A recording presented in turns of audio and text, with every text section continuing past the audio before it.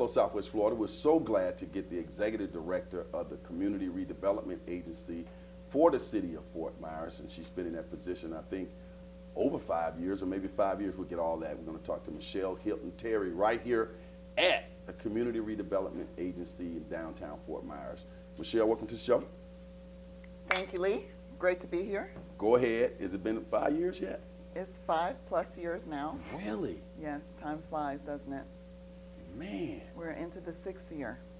But you know what? It seems like it's flying so fast because so much has been happening. From the moment you hit the ground rolling. And one of the reasons you hit the ground rolling is you already had some general experience in the area. Just kind of give people a little background on you and community redevelopment, and particularly this agency. Sure. So I actually just celebrated 20 years with the City of Fort Myers back in August. And as you just said, now going on 6 years as the Executive Director. And we are always having so many projects that keep us busy.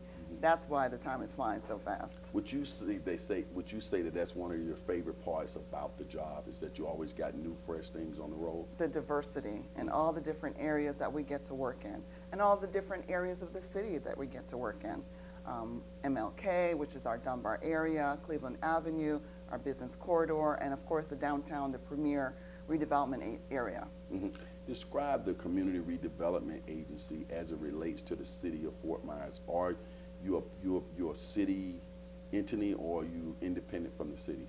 So the CRA, as we are referred to, was created by the City of Fort Myers to enhance the City of Fort Myers. And so everything we do is to improve and enhance the City of Fort Myers, to get the tax base higher.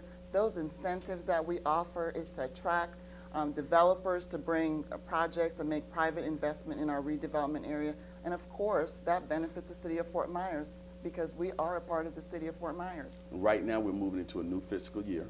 Yes. And so this is appropriate for me to say to you, Michele Hylton-Terry, as the Executive Director for the City of Fort Myers Community Redevelopment Agency, what is the state of the organization? Well, I am proud to say that the state of the organization is thriving. We have so much that we have done in the last year that we will be pushing into this new fiscal year. We've literally rebuilt this office. You know, Hurricane Ian destroyed our office, and we were at the stadium for about 6 months. And we've been back in here for a couple months. But not only just the physical location, we've rebuilt our staff. We had a lot of transition last year. We've got a new Deputy Director of Communications, a new position actually that was introduced in this past year. We have our new Assistant Director, Melanie Long, and you've seen her here on the show. And we've got a new redevelopment manager, Xavier Colon, who manages our various programs, the paint program, the commercial revitalization rehab program, and our home improvement program. So we've got lots of things going on and wonderful people that are pushing us forward. Yeah, when I was moving around in here recently, I saw somebody, I think you call them the financial or fiscal something. Our new fiscal manager is Lorraine Hayden-Bailey. She started with us about 5 months ago. Our previous manager relocated out of the state, and Lorraine has just jumped in with both feet, and she's doing a fabulous job. Now make sure, I know you said Director of Communication, I'll just call her name, LaShawn Collier. Yes. Sean, make sure your name gets mentioned. I don't want to get an email. Okay, so one of the things that, you know, because I've gotten the opportunity from a bird's eye view to see you and see the organization grow and get where it wants to be. Now you seem to have a lot of experts in their field, high-end people who got a lot of experience, which works out great for us as a city, right? Absolutely. Last year when we had our strategic planning session with the Board of Commissioners, one of the goals was to really go out and seek the very best talent. And because it was the right timing, because we were at a point where a lot of positions were open, I was able to really go for the best. Dr. Long, LaShawn Collier, Lorraine Bailey Hayden, Xavier Colon, and of course Denise Cruden, our senior admin assistant. And you at the top, I see you more like a quarterback. You know a little bit about everything, and you direct that process.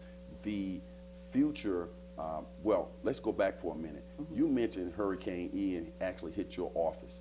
You guys were a directly affected by sitting down here in downtown Fort Myers, that being directly affected by it, that raised your sensitivity in terms of what other businesses were going through, other residents, and how the CRA can be impactful in the recovery process? Can you unpack that a little bit for me? Yes, so because we were directly impacted, we felt the pain of what some of these businesses felt. We've allowed our commercial facade program to help repair some of those damage that was lost.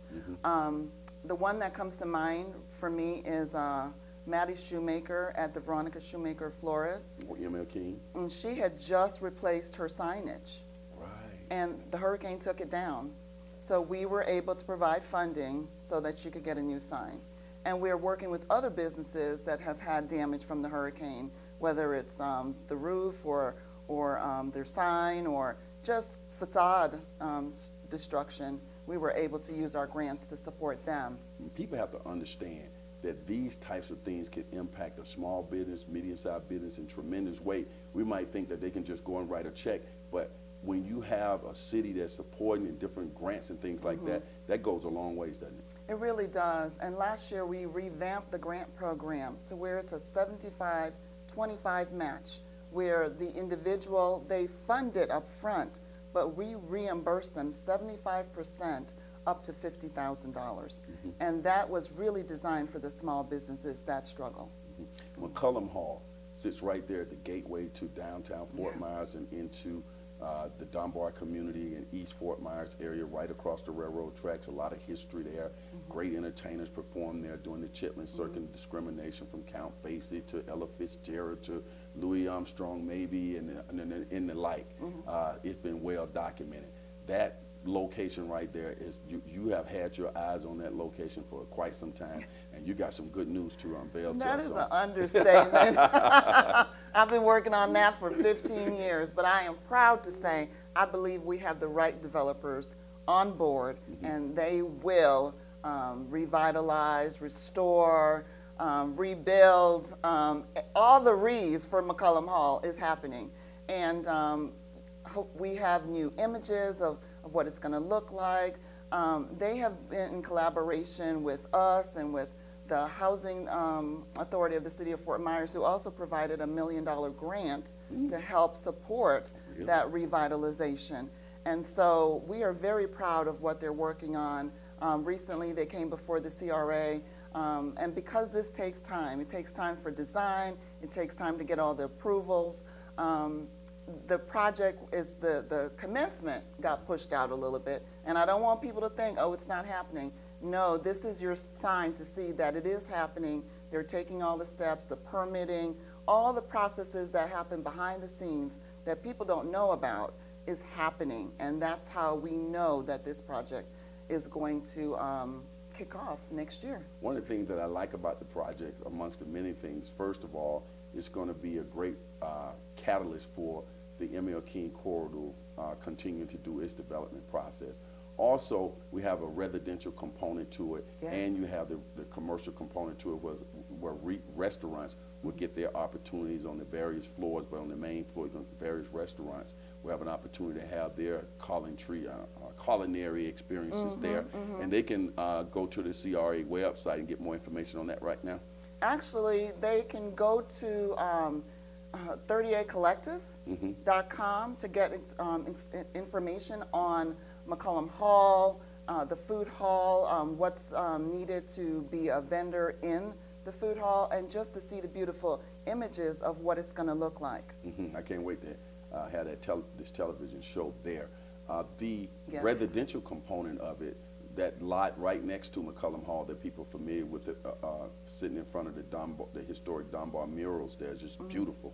They're going to actually have a certain amount 26 apartment units will be developed there, and they will be mixed income.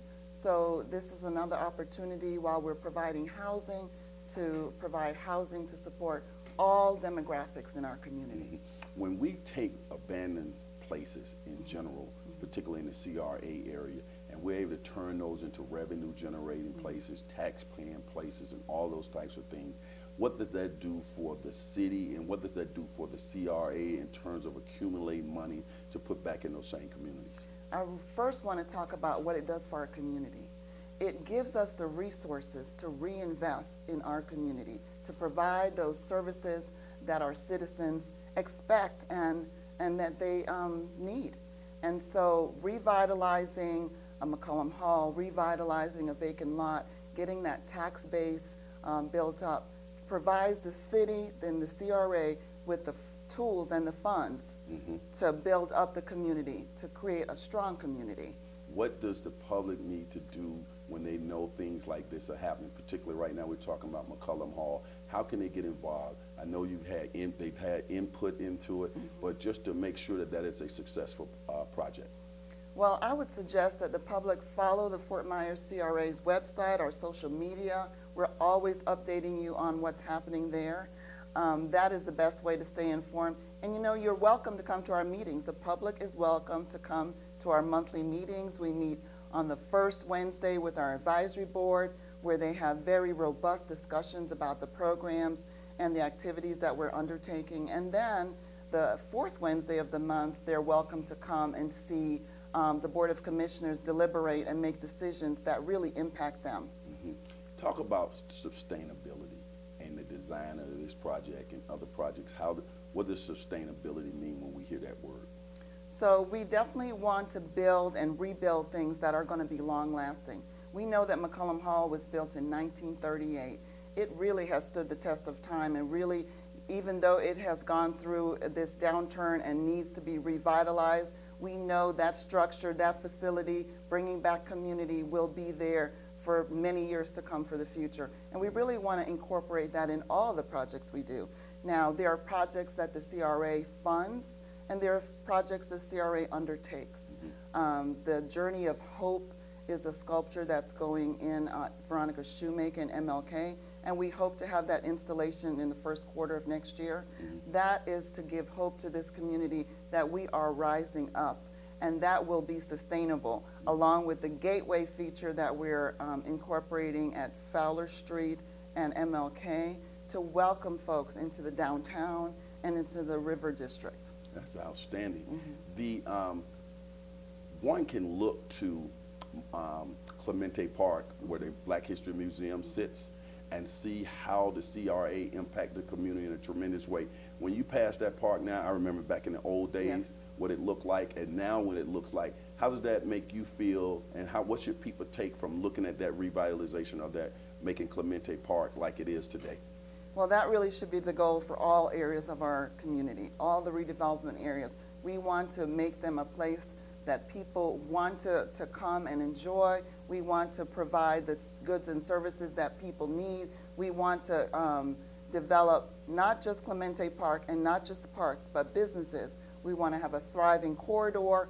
We want to provide the services, and the CRA uses its incentives to attract those businesses that will bring that to the community.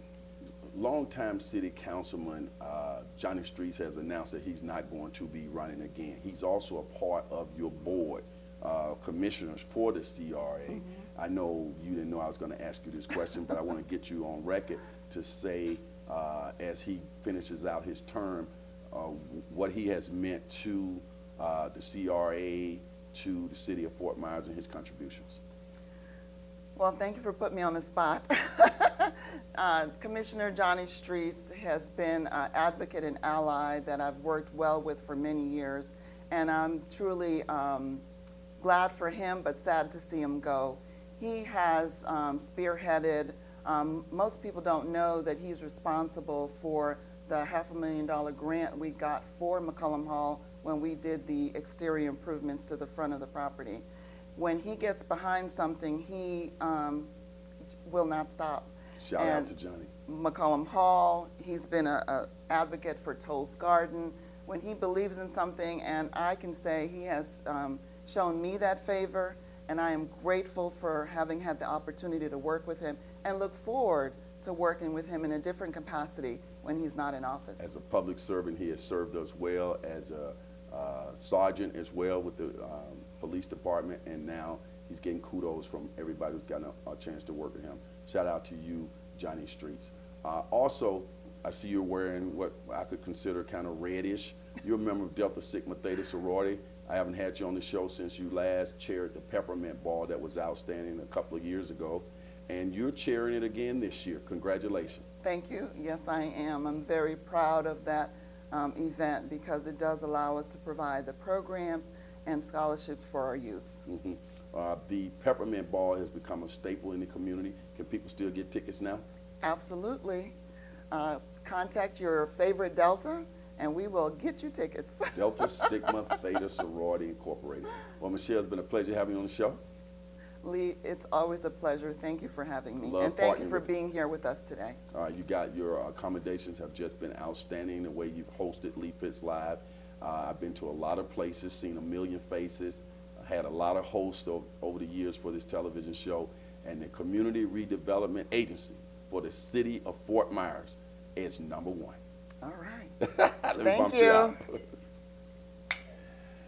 As the saying goes on this particular show, for those who say it can't be done, they're usually interrupted by those like Michele, Hylton-Terry, and all the fine people here at the Community Redevelopment Agency for the city of Fort Myers. And remember, Miami may have the oranges, but the city of Fort Myers has got the Juice. They got the juice. We'll be right back. Lee Pitts Live is a Lee Pitts Enterprise production.